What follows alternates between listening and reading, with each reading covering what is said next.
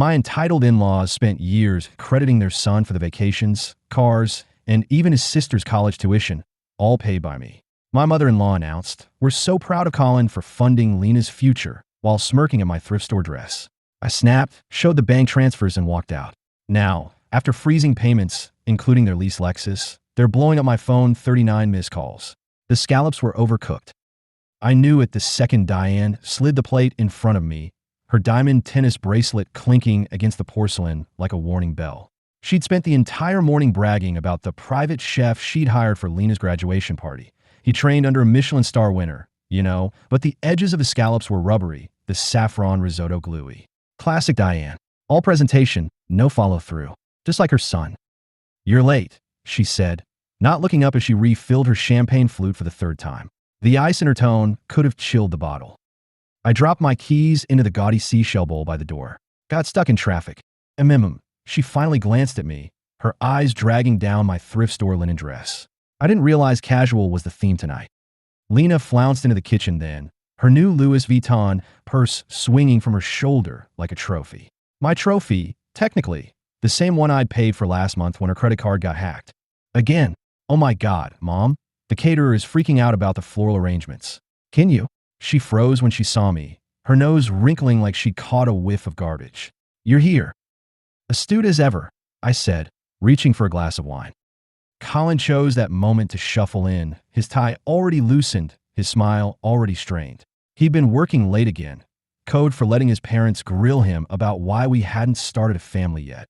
As if kids are the next logical purchase after the Lexus they drove, but I paid for. "Babe," he said, kissing my cheek. He tasted like guilt and gin. "You made it." Richard, ever the patriarch, boomed from the living room. "Lena, get in here. Uncle Greg wants to hear about your summer in Barcelona." Lena rolled her eyes. God, it was one semester. But she strutted out anyway, tossing her hair over her shoulder. The same hair I'd paid to highlight when she decided brunette was too basic for her sorority. Diane cornered Colin by the Sub-Zero fridge. "Darling, did you tell her about the surprise?" Colin's Adam's apple bopped. Not yet." "Tell me what." I sipped my wine. "A $200 bottle, charged to my Amex." Diane's smile could have cut glass. "We're doing a little slideshow tonight to celebrate Lena's journey." Colin helped put it together. Colin stared at his shoes. The slideshow started after dessert, a raspberry torte that tasted like freezer burn. Diane dimmed the lights, and Lena's face pixelated onto the wall-sized TV, all gleaming teeth and entitlement. There she was at Disneyland, spring break, junior year, funded by my loan. There she was posing with sangria in Spain, study abroad, funded by my bonus. There she was sobbing in a hospital bed after her DUI, emergency funds I transferred at 3 a.m. The room oohed and not on cue. Colin's college buddy clapped him on the back. "Bro, you're a saint for bankrolling all this." Colin laughed weakly. "Yeah, well, family, right?" My knuckles whitened around my glass. The final slide popped up, a glittery "Thank you, Colin," in gold script, followed by a bullet point list of every bill he'd covered. Tuition, rent, car payments. Lena flung her arms around him. "Best brother ever." Diane dabbed non-existent tears. "We're so blessed." Richard raised his bourbon. To Colin, the man of the hour. Glasses clinked. Colin's face flushed beet red, but he didn't correct them. He never did. Something snapped. I pulled out my phone, pulled up the banking app, and slid it across the table to him. "Show them the transfers." He blinked. "What?" "The transfers," I repeated louder. "The ones from my account to yours. The ones that paid for." I jabbed a finger at the screen. "That party, that car, that fucking degree." The room went dead silent. Diane laughed, a sharp, brittle sound. "Honey, if you're feeling left out, we can toast you next. No need for dram. You want a toast?" I stood, my chair screeching. "Here's one. To Diane, who charged her facelift to my emergency fund. To Richard, whose golf club dues I've paid for 3 years. To Lena, who totaled my car and called it a confidence issue. And to Colin." I turned to him, my voice shaking. "Who let you all pretend he was the hero while I bankrolled a lie?" Lena's mouth hung open. Richard's fist clenched around his glass. Colin looked like he wanted to vomit. Diane stood slowly, her manicured palms flat on the table. "We all know you've always been sensitive about money, but attacking your family? At a celebration?" She shook her head, the picture of wounded grace. "Colin, sweetheart, maybe you should take her home." Colin didn't move. Tell them, I said. He swallowed. Babe, not here. Tell them. He stared his hands. It wasn't all me. The admission hung there, limp and useless. Lena recovered first. Oh my God, are you serious? She snorted. You expect us to believe you paid for my tuition? You work in HR. I'm a director at a Fortune 500, I said coldly. Colin's startup hasn't turned a profit since 2019. That's enough. Diane's composure cracked. You don't get to waltz in here and embarrass us because you were jealous of our bond. Jealous? I barked a laugh. Of what? A son who lies? A daughter who's a leech? A marriage held together by my credit score?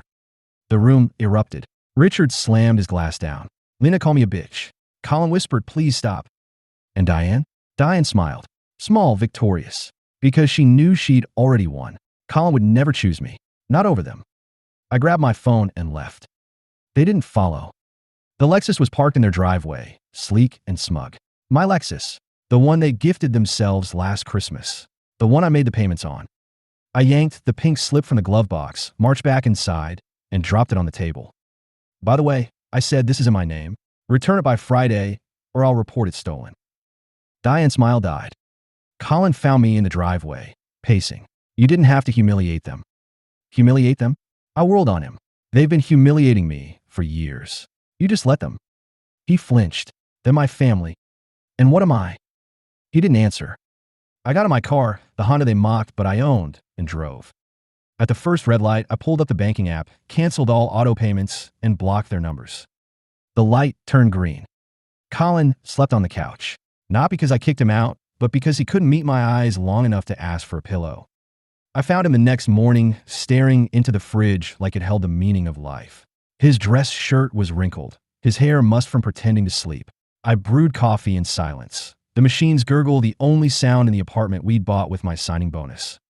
You didn't have to do that, he said finally, still facing the fridge. Do what? Tell the truth. I leaned against the counter, mug in hand. Or stop letting your family treat me like an ATM with a pulse. He flinched. They're not. It's just how they are. Yeah, parasites.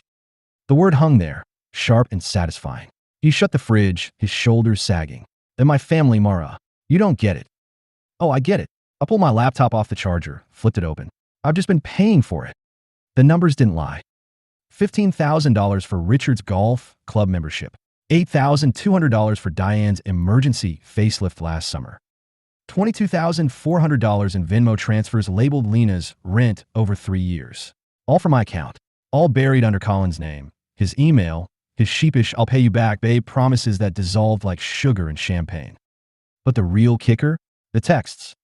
While Colin snored on the couch, I scrolled through his iPad, still logged into his iCloud, still synced to the MacBook I'd bought him. Diane's messages glowed on the screen like radioactive waste. Diane, she's onto us. We need to move faster. Unknown number. Elise is on board. Lunch next week? Diane, perfect. Colin's too soft to leave her. We'll have to push. My hand shook, not from anger, from clarity. Diane's lunch invitation came 3 days later. Subject line, let's apologize. Colin begged me to go. They want to make things right, Mara. Please. I wore the thrift store dress again. The restaurant was all white linen and sea views, the kind of place Diane would call charming while sneering at the silverware. She air-kissed my cheek, her perfume cloying. So glad you came, darling. Elise arrived 10 minutes late, all tailored blazer and blowout. Diane's face lit up. Elise, sweetheart, you remember Mara, don't you? Elise's smile was polite, practiced. Of course, Colin's wife. The emphasis on wife was subtle, like a needle prick. Diane launched into her script. Elise just made partner at her firm. Such a demanding job, but she handles it beautifully. She patted Elise's hand. Not like some people who, well, you know. I sipped my sparkling water. Do I? Elise tilted her head, studying me. Colin mentioned you're in HR. Must be rewarding. Fintech HR, I corrected. I oversee payroll for 3,000 employees, including bonuses, like the one that paid for Diane's Botox. Diane's fork clattered against her plate. Mara, really? How's the consulting gig, Elise? I interrupted. Colin's been so tight-lipped about it. A flicker of surprise. Consulting? Oh, didn't you know? I feigned innocence. Colin's been consulting for your firm. At least, that's what he told me when he borrowed $5,000 for a new suit. Elise's mask slipped, just for a second. I wasn't aware. Diane's phone buzzed. She glanced at it, paling. Excuse me, I need to take this. I waited until her heels clicked toward the restroom. Let me guess. Diane promised you'd fix Colin. Make him a man she thinks he should be. And you agreed because it's easier to play along than admit you're dating a project. Elise's jaw tightened.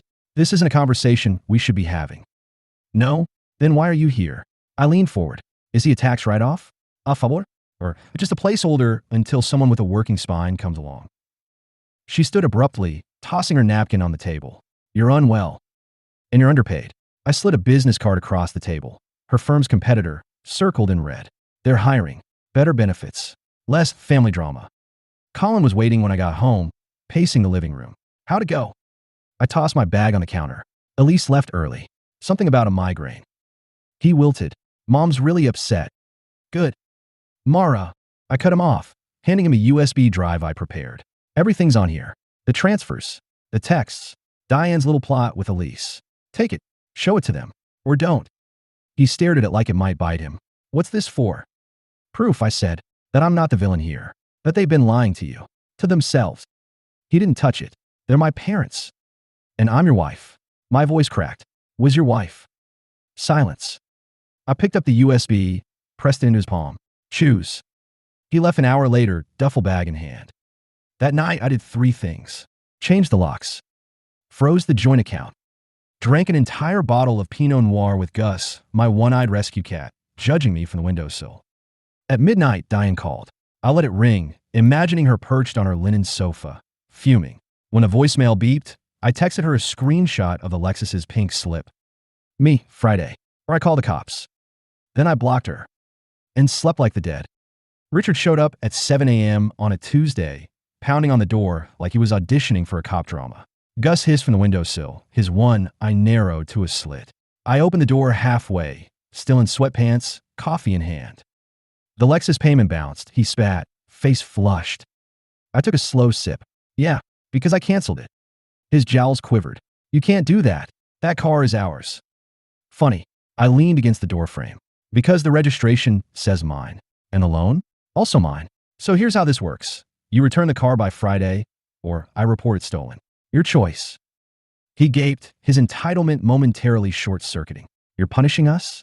After everything we've done for you. Done for me? I barked a laugh. You mean the time Diane gifted me her expired spa coupons?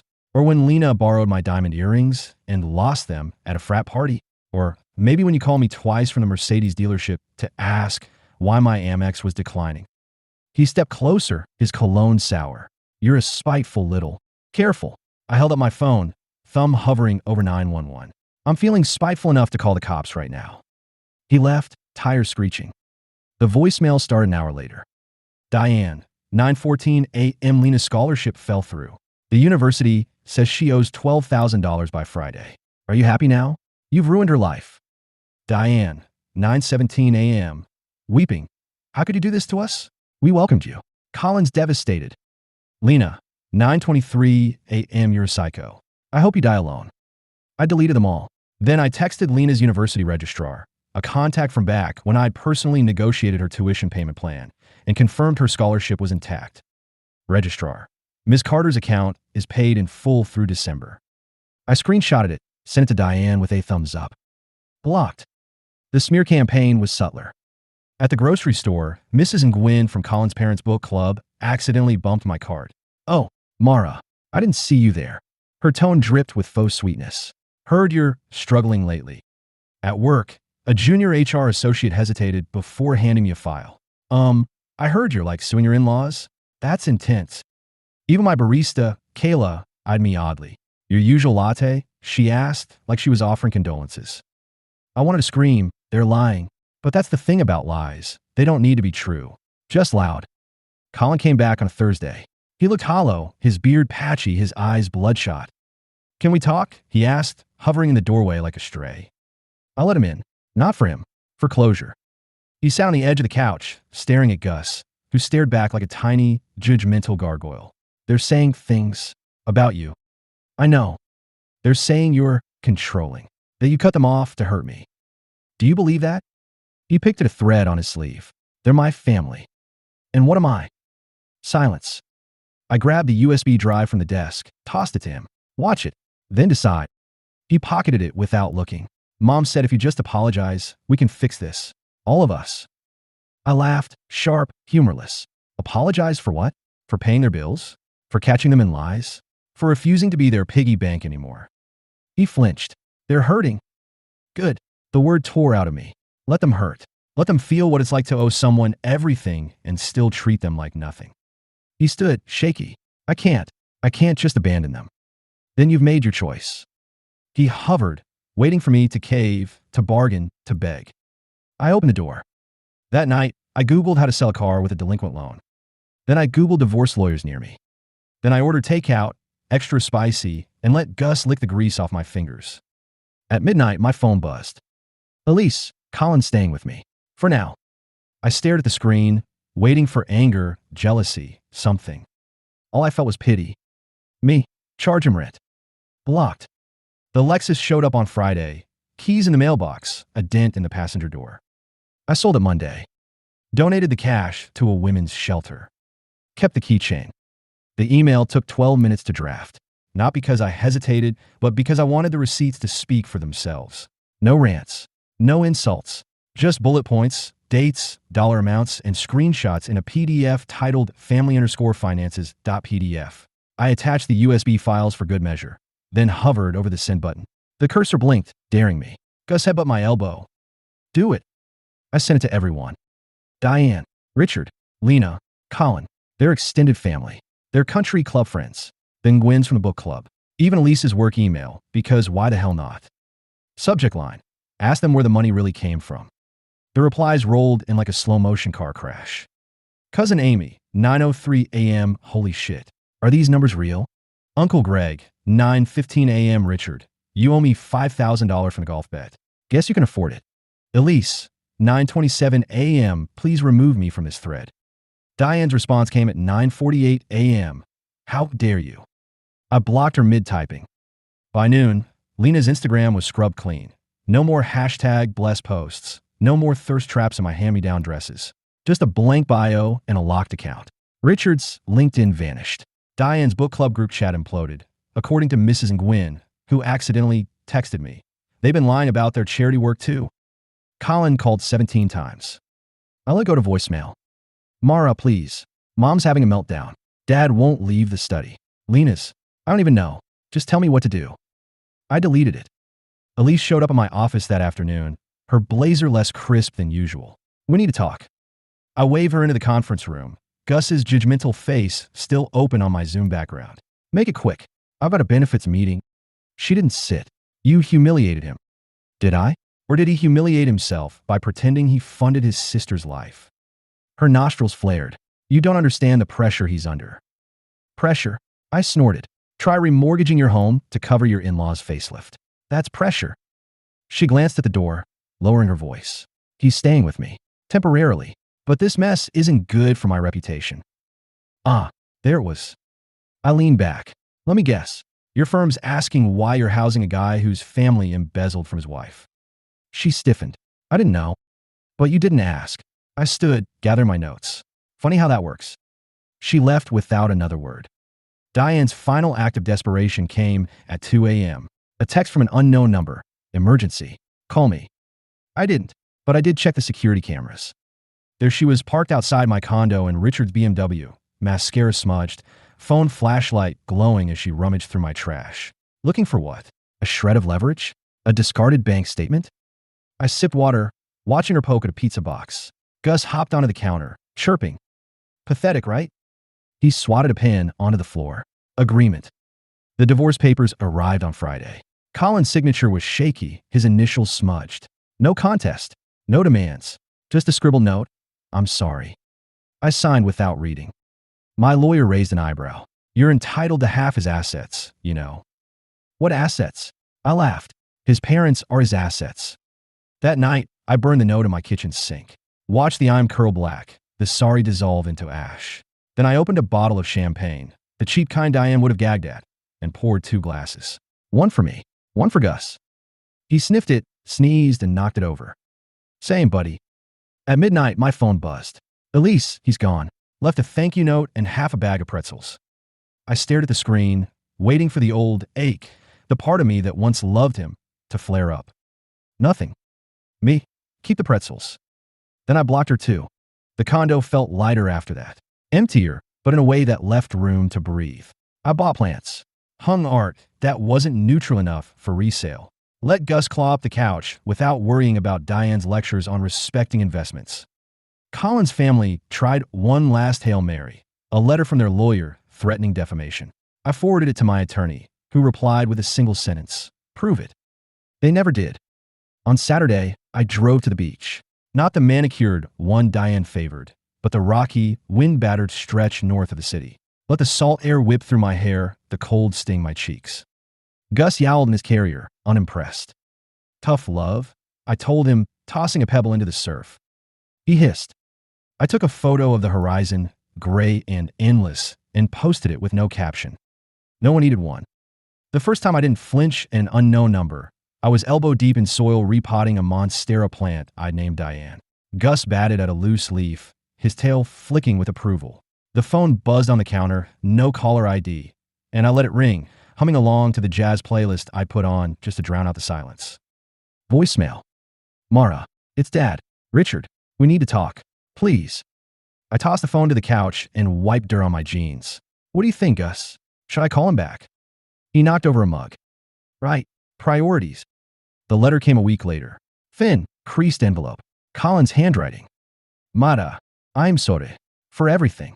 I know you don't care, but I need you to know I'm trying. Mom and Dad, they're selling the house. Lena moved to Arizona with some guy she met online. It's all falling apart. I think about you every day. Can we talk?"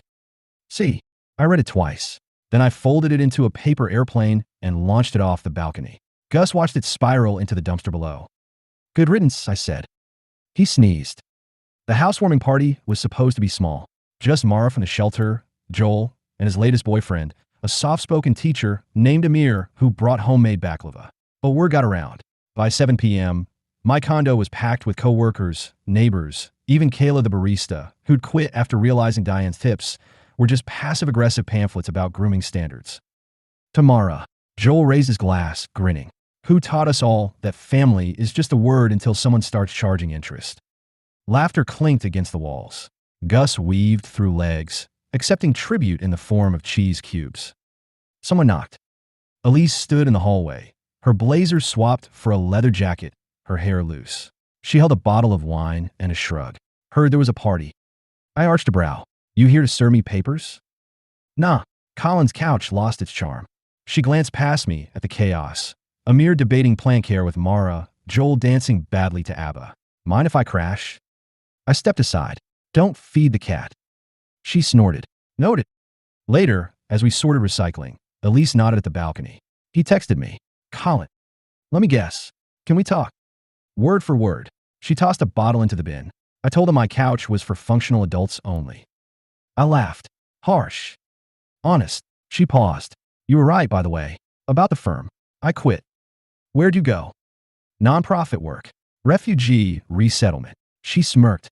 "Turns out, I'm better at helping people who want help." We clinked bottles. The last gas came in November. A padded envelope with no return address. Inside, a wedding invitation. "Richard and Diane Carter request the honor of your presence at the renewal of their vows." I flipped it over. Scrawled on the back in Lena's loopy script, "We're still family. Please come." Gus sniffed it, then sneezed. "Yeah," I said, tossing it into the fireplace. "Allergies." The flames ate the gold foil, the lies the last thread of guilt. On Thanksgiving, I hosted Friendsgiving. No linen tablecloths. No scallops. Just a smoked turkey from the deli and a pie Amir insisted was artisanal, it was store-bought. As we crammed around my thrifted table, laughing too loud and passing sides elbow to elbow, my phone buzzed. Unknown number. "Happy Thanksgiving. I miss you." I deleted it. Joel caught my eye. "Everything okay?" "Better than." I raised my glass. "To chosen family." "To chosen family." Gus yowled from the windowsill, his tail high. No one asked why.